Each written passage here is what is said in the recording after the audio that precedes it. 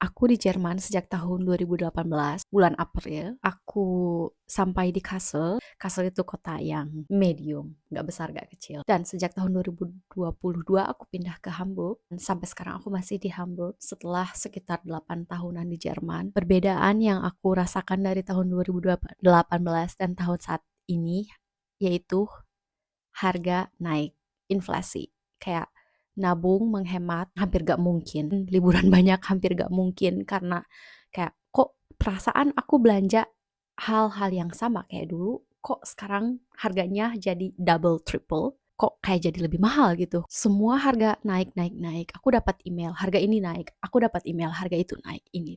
Dan ya, inflasi.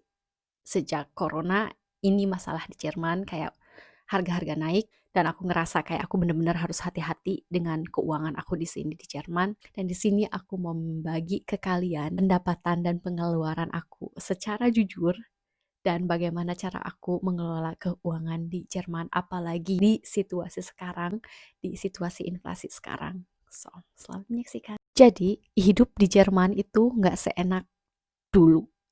Kayak sekarang harga-harga naik. Kecuali kalau kita bisa mengelola dengan baik, mengurangi pengeluaran, atau menambah pendapatan. Contohnya, dulu kalau aku belanja untuk sendirian, untuk aku sendirian, untuk seminggu itu kayak 10 euro itu udah cukup. 10 euro aku dapat kebutuhan untuk 1 minggu, atau 15 euro itu udah cukup.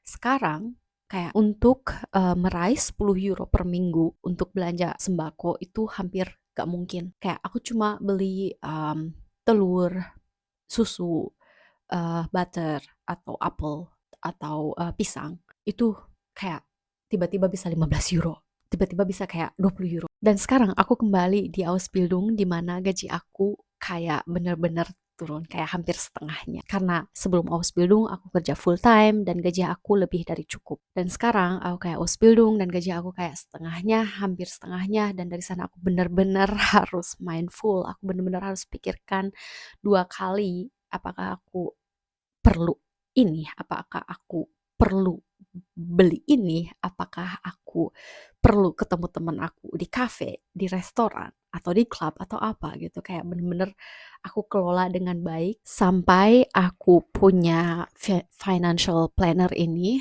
Aku download dari Canva atau dari internet, aku download PDF-nya dan aku print.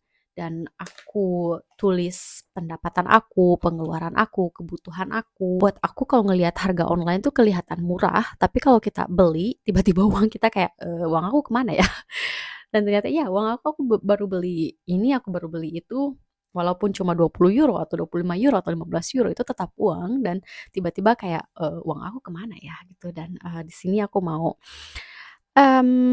nge-share ke kalian pendapatan aku sebagai Auszubildende atau sebagai siswa Ausbildung Rechtsanwalt-Fachangestellte. Jadi gaji aku Ausbildung sebagai Rechtsanwalt-Fachangestellte itu 960 euro. Dan aku juga kerja sampingan atau aku juga part time, aku punya part time job sebagai asisten lansia.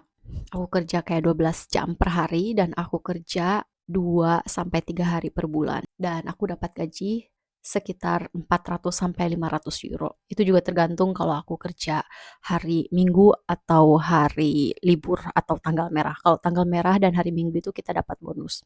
Jadi kayak insgesamt atau dalam keseluruhan gaji aku 1.500 euro atau pendapatan aku sekitaran 1.500 euro. Aku juga dapat uang bantuan dari Berufsbildung Beihilfe 60 euro, tapi 60 euro itu benar-benar nothing. Sekarang itu benar-benar nothing. Kayak uang sekarang di sini di Eropa atau di Jerman itu kayak benar-benar nilainya lagi turun. Dan aku juga babysitter, dan itu babysitter aku kayak 2 kali dalam sebulan. Sana dapat 60 euroan, 60-70 euroan per bulan. Dan itu nggak aku hitung untuk pengeluaran, itu aku hitung untuk uang jajan. Karena aku juga pengen ketemu teman, atau pengen ke kafe, atau pengen ke restoran. Dan jajan di sini di Hamburg kayak at least kalian perlu kayak 20 euro. 20 euro itu minimal, 25 euro itu minimal, atau enggak 15 euro untuk ke kafe. Itu pokoknya kayak aku sisihkan uang jajan €20 atau €25 kalau ingin keluar, atau kayak per bulan aku coba untuk cuma sekali ke restoran atau ke kafe, atau sama sekali enggak ke restoran atau enggak ke kafe. Gaji aku tuh benar-benar mepet banget untuk tinggal di sini di Hamburg. So, sekarang pengeluaran aku.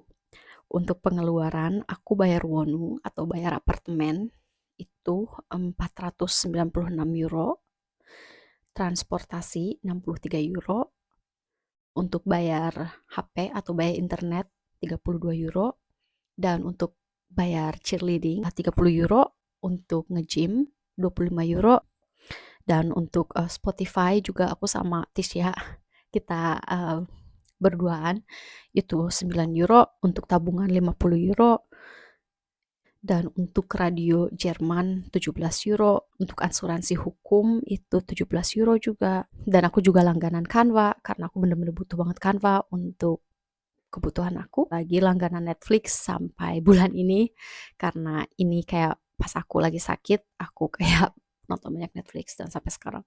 Tapi aku cuma bayar €5 karena itu sama iklan juga.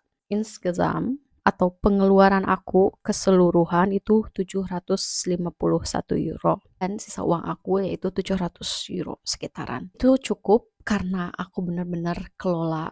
Tapi aku juga untuk winter ini kayak aku tiba-tiba beli jaket, tiba-tiba beli sepatu karena dari tahun kemarin kayak pas aku mulai Ausbildung, sepatu aku udah rusak tapi aku gak bisa beli karena waktu itu aku gak punya uang untuk belinya karena gaji Ausbildung aku kurang, dan jaket juga udah mulai sobek ini itu, dan aku kayak oke, aku perlu jaket, dan ya aku kayak bener-bener kayak oke, aku nabung segini segini segini, at least aku butuh 100 atau €150 untuk jaket, atau agak lebih, terus kayak €100 untuk sepatu, untuk ini kayak keperluan winter juga kan. Of course kayak beli kebutuhan makanan, aku beli kebutuhan untuk Pflege atau kayak sabun mandi untuk wajah, dan keperluan ini itu kayak standar pengeluaran aku per bulan itu sekitar €500. Oke, dari sana ada sisa sekitar €200, dan aku kayak coba untuk nabung atau aku coba untuk kasih ke adik aku. Kadang aku juga transfer ke adik aku.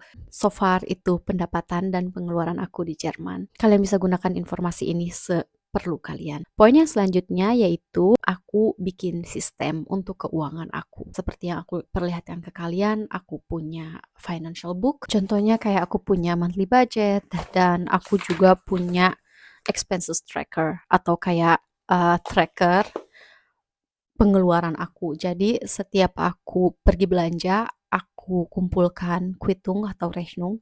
Dikarenakan aku bayar pakai HP atau pakai kartu, aku bisa lihat dari HP aku. Tapi kalau aku bayar bar atau aku bayar cash, aku selalu minta kwitung. Jadi kwitungnya itu aku kumpulkan sampai akhirnya di mana aku ada waktu atau akhir bulan atau awal bulan, aku duduk, aku tulis, oke, bulan ini pendapatan aku berapa kalau aku babysit atau kalau aku nebeng job, dan pengeluaran aku berapa, dan apa yang aku beli, aku menghabiskan uang di mana, dan apakah aku bisa kurangi pengeluaran ini, dan bagaimana cara aku mengurangi pengeluaran ini, dan apa yang bisa aku lakukan untuk bulan selanjutnya atau untuk bulan ini biar aku bisa at least nabung segini segini segini euro. Dan aku juga belajar tentang kebutuhan dan keinginan. Jadi kebutuhan itu kayak bener-bener kebutuhan dasar kita untuk makan, untuk mandi. Tapi untuk kemauan itu aku kategorikan ke luksus.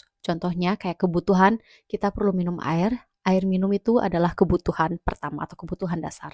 Tapi kalau kita minum kopi, kopi itu adalah luxurious atau kebutuhan yang luksus atau kemauan yang luksus. Terus aku kayak, wait, aku pengen beli ini. Apakah ini benar-benar yang aku butuhkan atau ini cuma impuls untuk pengen beli doang gitu, atau cuma keinginan doang, kayak aku nggak kelaparan dan hidup aku nggak kesulitan kalau aku nggak beli. Dan yang selanjutnya yaitu aku benar-benar ambil 10 sampai 1 jam untuk menghitung pendapatan dan pengeluaran aku dan merencanakan apa yang ingin aku beli atau apa yang ingin aku upgrade, atau kalau aku pengen liburan. Dulu aku nggak pernah ngelakuin itu, aku cuma kayak selama aku punya uang, aku habiskan aku habiskan aku habiskan.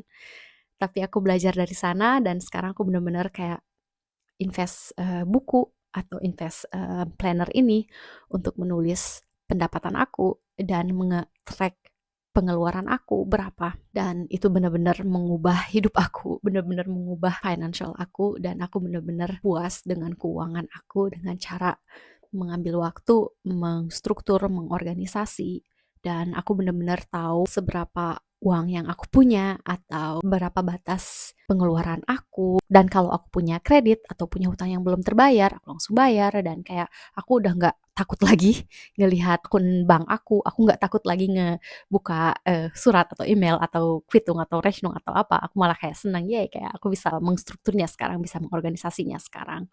Dan itu kayak bener-bener sesuatu kecil tapi impactnya itu bener-bener gede banget. Aku baca buku Psychology of Money dan di sana ada kalimat kayak room for error atau kayak ruangan untuk error. Jadi ruangan untuk error itu kalau kita tiba-tiba dapat uang tagihan, tagihan untuk apapun itu atau dapat kecelakaan atau apapun itu di mana kita harus mengeluarkan uang atau harus membayar.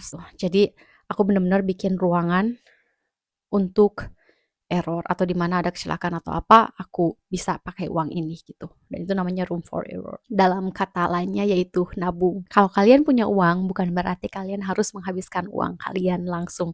Atau kalian punya uang, bukan berarti kalian bisa liburan, bisa makan-makan, bisa hangout, bisa apapun itu. Coba kalian belajar untuk menyimpan uang itu.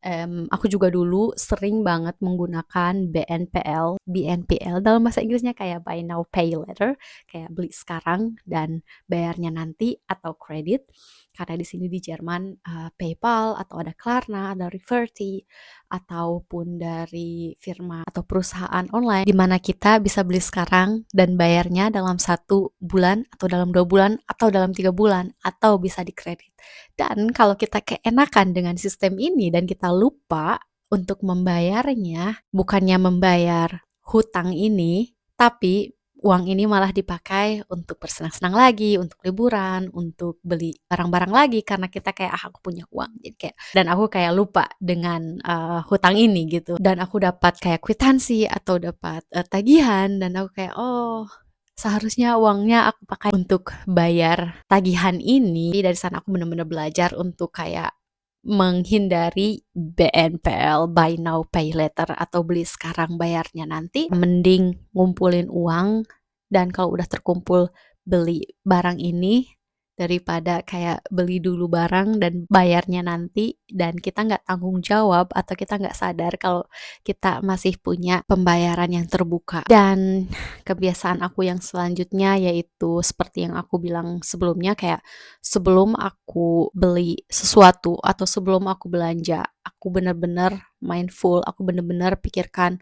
beberapa kali, oke, aku sekarang mau pergi ke supermarket atau aku mau beli sembako, aku perlu apa aja. Terus aku kayak, oke, kalau aku beli ini cuma karena aku pengen aja atau emang aku bener-bener butuh.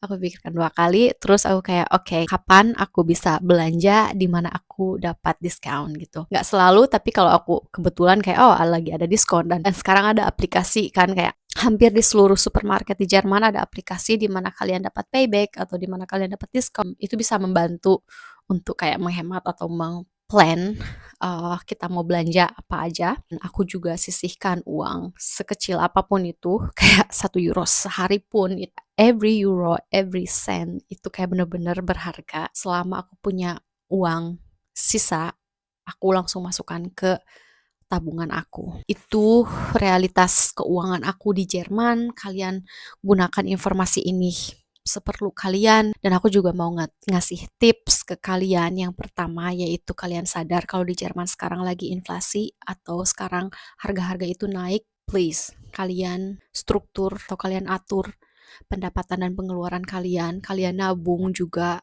dan kalau kalian ada waktu, kalian cari Nebenjob atau kalian cari kerja sampingan untuk menambah penambahan. Dan inflasi itu lagi benar-benar tema banget di sini. Di Berufsschule, di Ausbildung, kita juga membahas tentang inflasi dan kenapa inflasi datang dari mana, dan bagaimana apa yang bisa kita lakukan untuk hidup di inflasi ini. Walaupun kita menghemat atau walaupun inflasi, tapi hidup sehat itu nomor 1.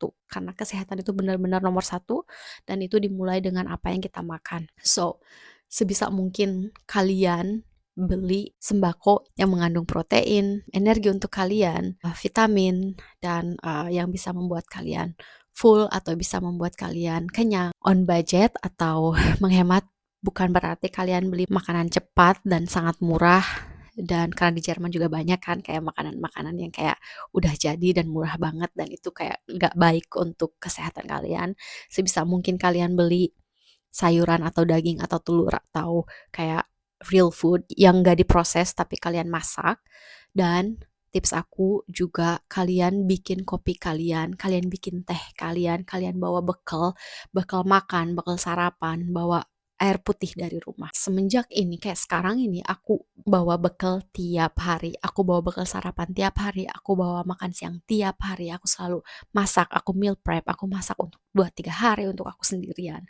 So ya, itu tips aku untuk kalian. Jaga kesehatan kalian, jaga kesehatan mental kalian. Sampai jumpa di video berikutnya. Dah.